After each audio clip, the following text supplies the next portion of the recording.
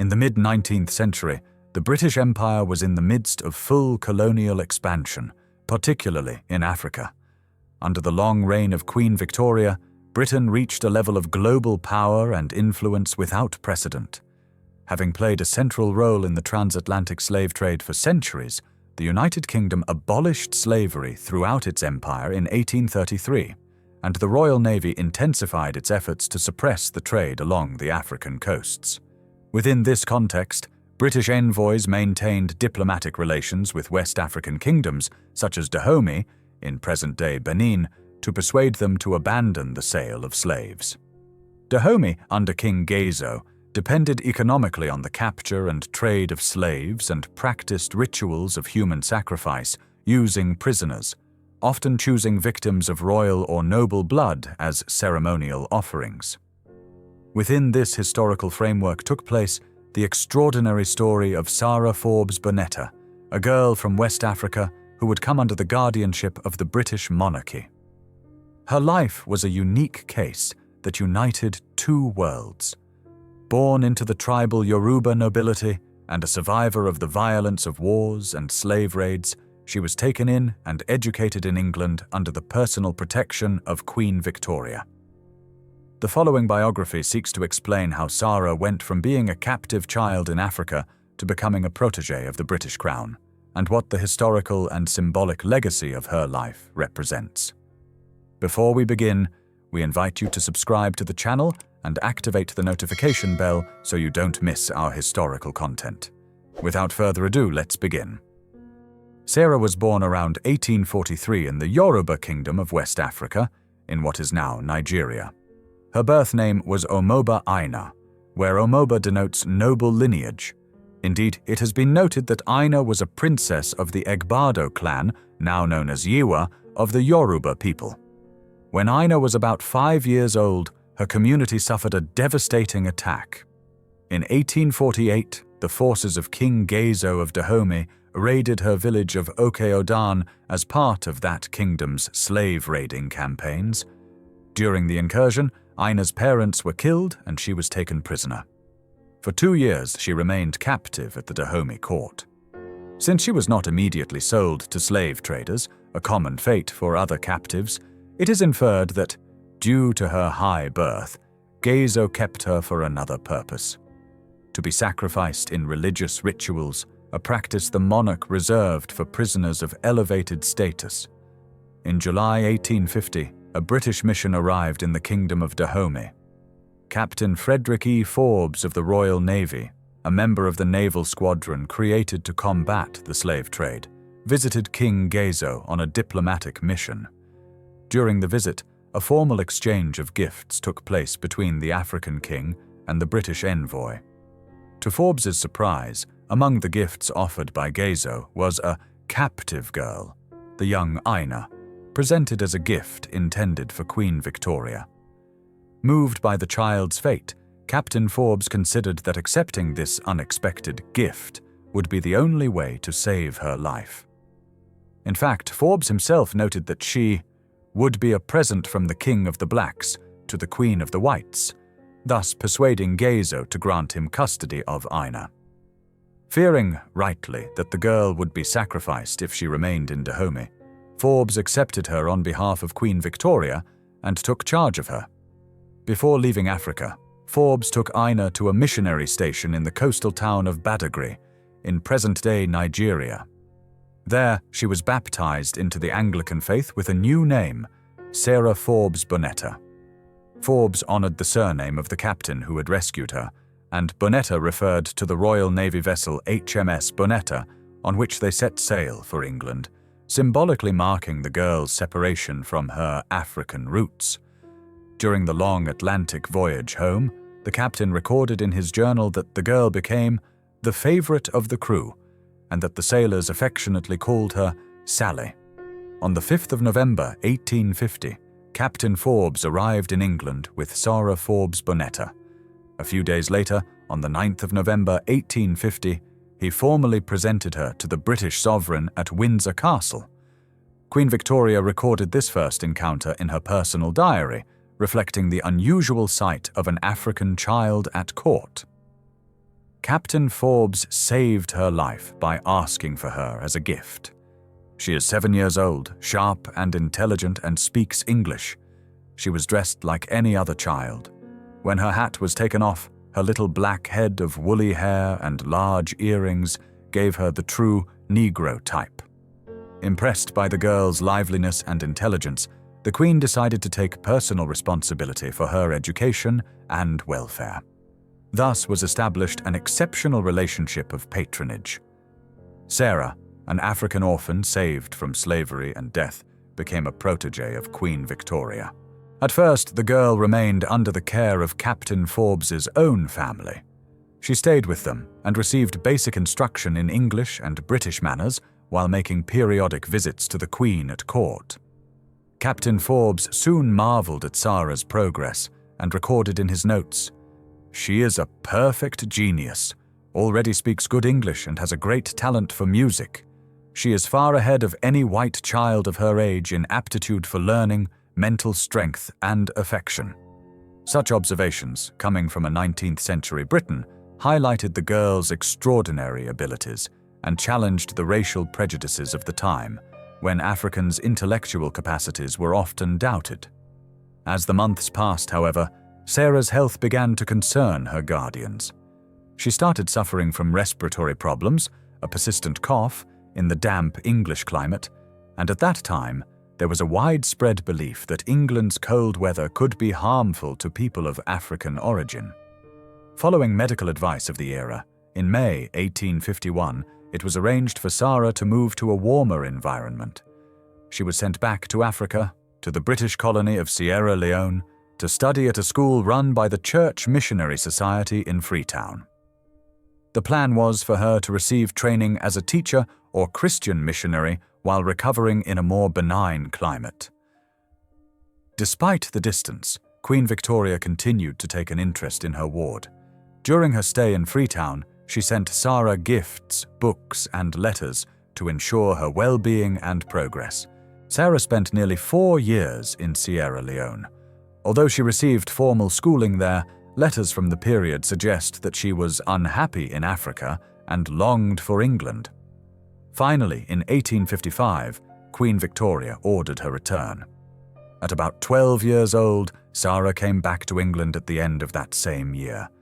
Upon seeing her again, the Queen noted in her diary how much she had grown and matured during those years abroad.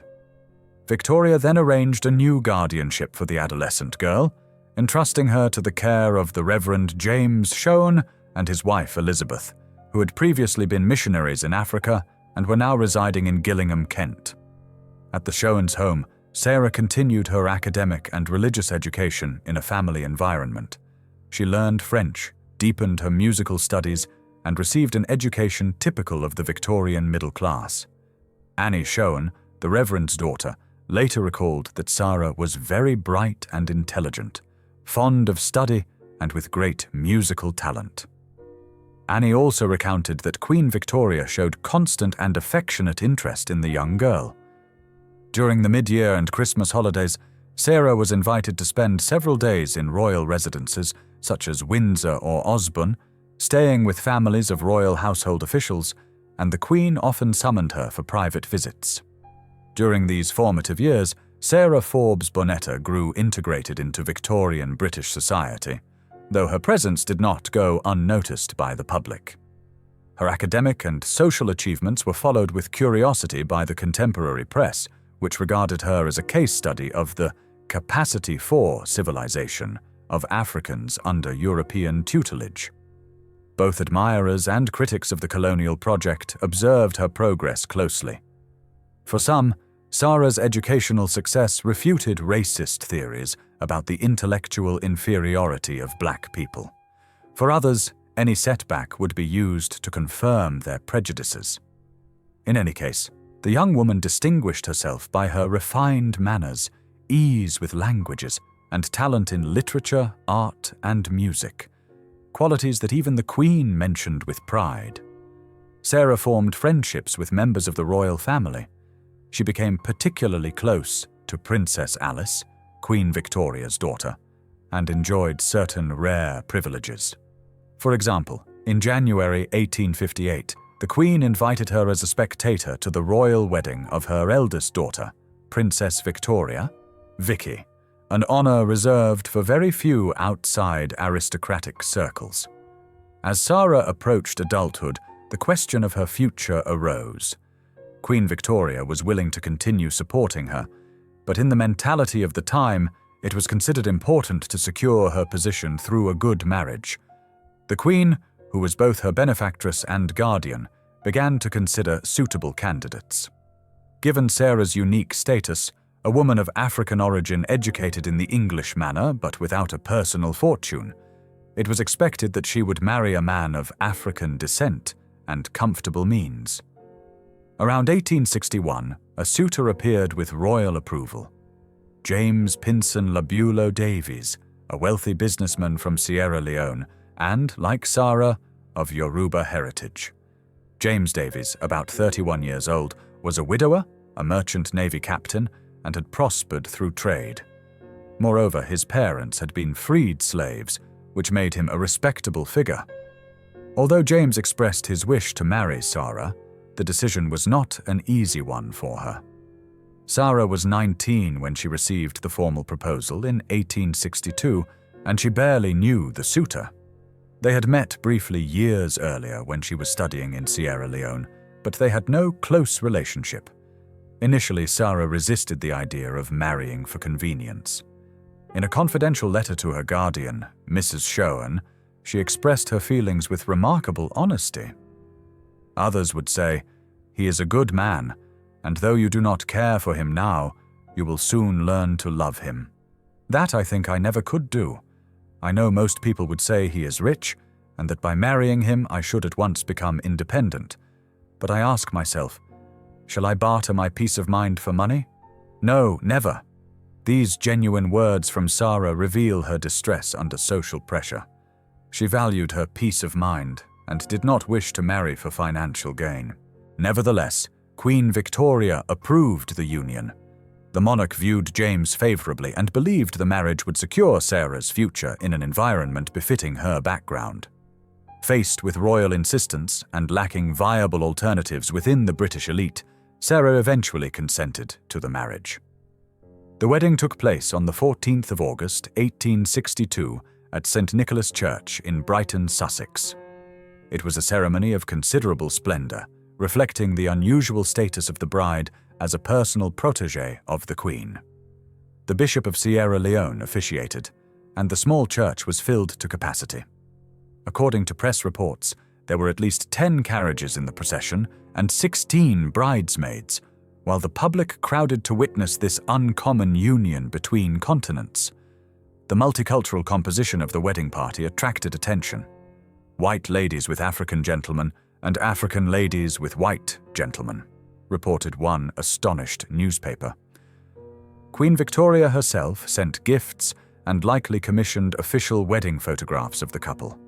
Shortly after the ceremony, they posed in London for the renowned photographer Camille Sylvie, immortalizing Sara in her Victorian bridal gown and James in formal attire. In the marriage register, the bride signed her name as Ina, a variant of Ina, perhaps quietly reclaiming her original African name at that solemn moment. After their marriage, James Davies settled with Sara mainly in West Africa, where his business interests were based. The couple lived for a time in Freetown, Sierra Leone, and later moved to Lagos, on the coast of Nigeria, which during those years was coming under British colonial control. Sara continued to fulfill a role consistent with her education. It is known that she worked as a teacher, engaging in the instruction of young people, possibly within the same missionary institutions where she had once studied. In her private life, the new Mrs. Davies began her own family. The year after the wedding, in 1863, she gave birth to her first child, a daughter whom she named Victoria in honor of the Queen. Queen Victoria accepted the role of godmother to the little girl, demonstrating the continuing bond between her and Sara. As a christening gift, the Queen sent a gold table set engraved with the dedication, "For Victoria Davies, from her godmother Victoria, Queen of Great Britain and Ireland, 1863. Over the following decade, Sara and James had more children. In 1871, a son named Arthur Davies was born, and in 1873, another daughter, Stella Davies. Some sources suggest there was an additional daughter named Alice, who died in infancy, though this is not fully documented in public records. The Davies family enjoyed a comfortable position in Lagos, thanks to James's successful commercial ventures, and Sara devoted herself to raising her children and to charitable activities, while maintaining correspondence with the Queen and her acquaintances in England. In December 1867, Sara returned briefly to England for a special visit, bringing with her her 4-year-old daughter, Victoria, to present her to the British sovereign whose name she bore. Mother and daughter were received at Windsor Castle. Queen Victoria noted the encounter in her diary, describing the little girl, her goddaughter, as a lively and intelligent child with large, melancholy eyes, darker than her mother. It would be the last time Sara saw the Queen in person. Towards the end of the 1860s, Sara's health began to decline. Like many of her contemporaries, she contracted tuberculosis, then an incurable disease that slowly undermined her strength. Seeking a milder climate to ease her lung condition, Sara traveled in 1880 to Funchal, on the island of Madeira, a Portuguese territory in the Atlantic. Famous at the time for its clean, temperate air, which often attracted consumptive patients in search of recovery. Sadly, the remedies proved insufficient. Sara Forbes Bonetta died in Funchal on the 15th of August 1880, at the age of 37. Her remains were buried in the British cemetery in that city. News of her death reached the British court, causing deep sorrow among those who had known her.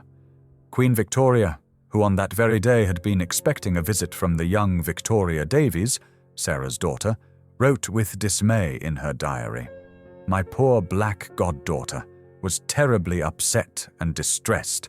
Her father has failed in business, which aggravated her poor mother's illness. I shall grant her an annual pension." The Queen indeed assumed responsibility for the education of Sara's eldest daughter, providing her with a lifelong allowance and ensuring she was educated in England. The young Victoria maintained her connection with the sovereign for many years.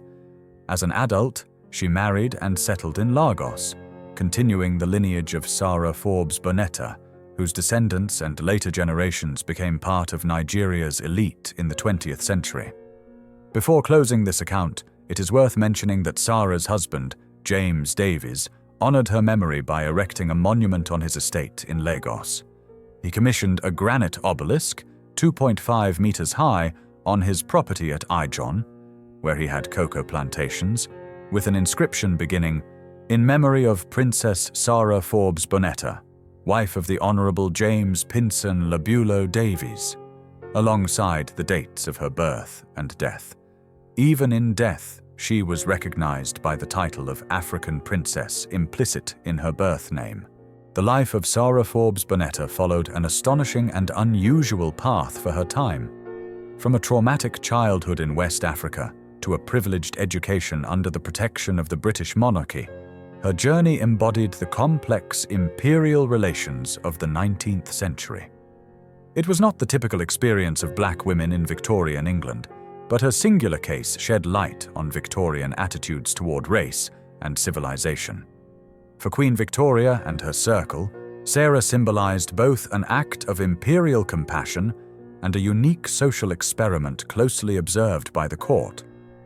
Her achievements were interpreted through the lens of the era as both a challenge to and a confirmation of the racial prejudices of the 19th century.